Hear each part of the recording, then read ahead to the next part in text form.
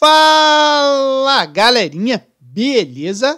Eu sou Marcelo Bolinha e estou resolvendo exercícios de movimento harmônico simples. Eu vou fazer agora a seguinte questão.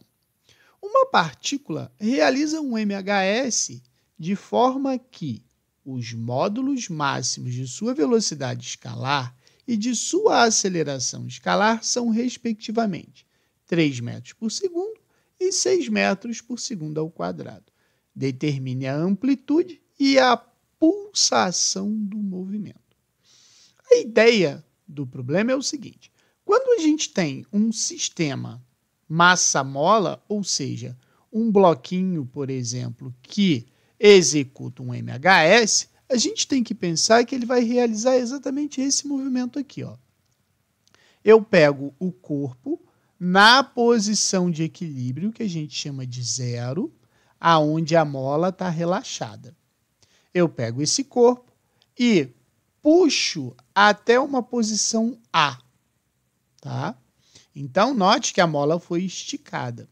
Quando eu solto esse corpo, uma força elástica, ela vai puxar o corpo, né, para que a mola volte para sua posição original. Porém, como nessa posição aqui eu acabei armazenando uma energia potencial elástica, essa força, né, que é uma força elástica, uma força da mola, ela vai puxar esse corpo.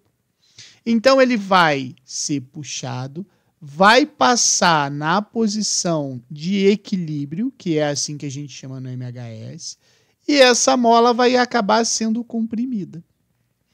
Tá? Como a gente está executando um movimento harmônico simples, a posição máxima de compressão da mola e a posição máxima de esticamento da mola, elas serão equivalentes em módulo. O que quer dizer isso?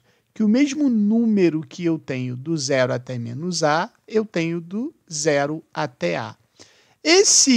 Essa distância, essa medida, ela é chamada de elongação da mola, ou simplesmente amplitude.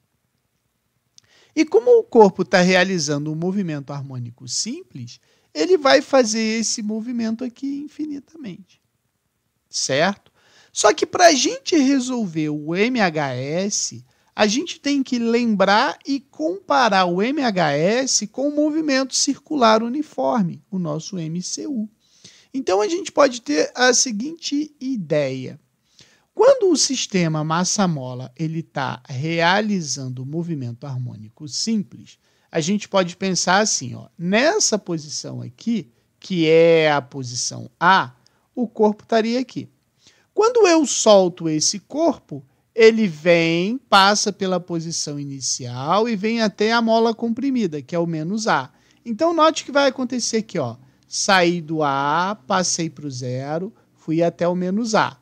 Quando chegou no menos A, a mola volta a se esticar, então ele vai passar pelo zero de novo e vai até A.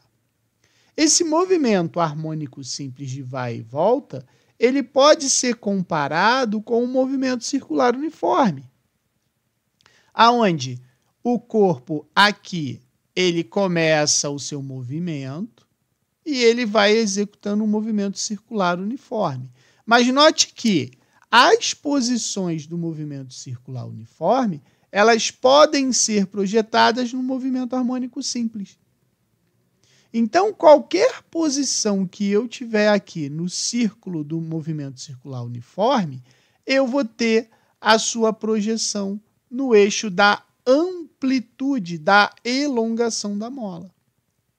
Então, a gente também aqui pode notar o seguinte, que no movimento circular uniforme, a distância do centro dessa circunferência realizada no MHS, no movimento circular uniforme, e a trajetória do corpo é chamada de raio. E o raio para o MHS, ele é chamado de amplitude. Então, se o centro da circunferência do movimento circular uniforme é coincidente com o ponto de equilíbrio do MHS, o raio do movimento circular, ele é a amplitude do MHS. Então, isso são coisas importantes que a gente tem que lembrar. Agora, resumindo tudo isso aí, eu posso dizer que quando a partícula está descrevendo a circunferência no movimento circular uniforme, tá? Ela vai ser a projeção do movimento harmônico simples. E aí, cara, é interessante que a velocidade angular que eu vou ter aqui no movimento circular uniforme, no MHS, ela é chamada de pulsação ou frequência angular. E, como a velocidade angular ela é expressa em radiano por segundo, a frequência angular ou a pulsação também vai ser medida em radiano por segundo. Outra característica importante é que o tempo, o período no movimento circular uniforme e no MHS vai ser o mesmo. Lembrando que no MHS o período é o quê? O tempo dela ir até o outro ponto extremo e voltar até o ponto de origem. E no movimento circular é uma volta completa. Então, com isso, a gente pode lembrar lá do movimento circular o seguinte: a velocidade angular ela pode ser escrita de duas formas diferentes. Ela pode ser escrita por uma volta completa divididos pelo período. Como uma volta completa, a gente pode dizer que ela equivale a 2π radiano, né? Ó, se a gente for pegar aqui, ó, se eu sair daqui e der uma volta completa, essa volta completa ela tem 2π, 360 graus, 2π radiano. Então, eu posso escrever que a velocidade angular, ou pulsação, ou frequência angular, ela vale 2π sobre período. Mas a gente pode escrever a velocidade angular também em função da velocidade linear. Então, eu gosto de falar da seguinte maneira. Para obter o angular, eu pego o linear e divido pelo raio. Então, eu sei que a velocidade linear é a velocidade angular vezes o raio, certo? A mesma ideia, o mesmo princípio, eu vou usar para a aceleração angular, né?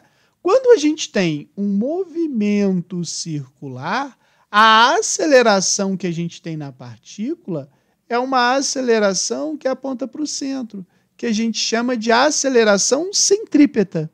Então, eu posso dizer que a aceleração centrípeta é a velocidade ao quadrado divididos pelo raio.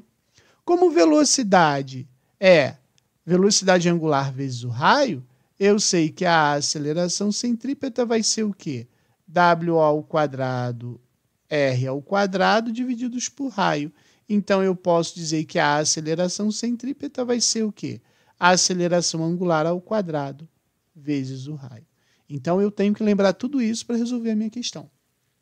Agora, vamos voltar lá na questão. Ele falou o seguinte, que quando esse corpo realiza o MHS, a sua velocidade escalar é de 3 e a sua aceleração é de 6 metros por segundo. Então, o que eu sei? Que a velocidade é de 3 metros por segundo. E a aceleração centrípeta vai ser igual a 6 metros por segundo ao quadrado. Então, como a gente sabe que velocidade linear, né, é igual a velocidade angular vezes o raio, e que a aceleração centrípeta, né, a gente sabe que ela é W ao quadrado vezes R, então eu vou escrever assim, ó, W ao quadrado vezes R, certo? Com isso aqui, a gente pode pensar assim, ó, o V vale 3, então fica assim, 3 é igual a W vezes R. E a aceleração centrípeta vai ficar 6 é igual a W2 vezes R, certo? Aqui eu vou usar um artifício matemático para você ver o que eu estou fazendo. Eu posso escrever assim, ó, 6 é igual V ao quadrado, né? Velocidade angular ao quadrado, não é a mesma coisa que ela vezes o raio? Ó, W vezes W, W ao quadrado. Certo? Por que você fez isso, bola?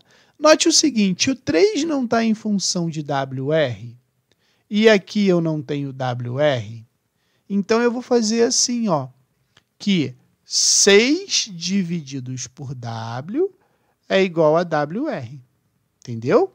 Aí agora eu sei que esse cara aqui é igual àquele ali. Então a gente pode escrever assim, ó, se WR é igual a WR e esse cara vale 3, isso vai ficar quanto? 6 sobre W. Então eu pego esse cara, multiplico aqui, vai ficar 3W é igual a 6, W é igual a 6 divididos por 3, isso vai me dar 2 radiano por segundo. Quem é o W? É a nossa pulsação, né? Como eu disse aqui, ó, é a nossa pulsação ou frequência angular. Está respondido. Bola, mas ele quer a amplitude. Então, a amplitude, lembra que eu falei para você que a amplitude ela é dada pelo raio no movimento circular? E o raio no movimento circular não quer dizer que é a amplitude no MHS? Então, eu vou fazer assim, ó. Se esse cara, eu vou usar essa relação aqui, ó. 3 é igual a WR. Lembrando, eu vou até escrever em vermelho. Como R é igual a amplitude, eu posso, então, fazer o quê? 3 é igual a 2, que multiplica a amplitude. Então, a amplitude vai ser igual a 3 divididos por 2. A amplitude vai ser 1,5 metros. Beleza? Qualquer dúvida, deixe nos comentários que eu te respondo.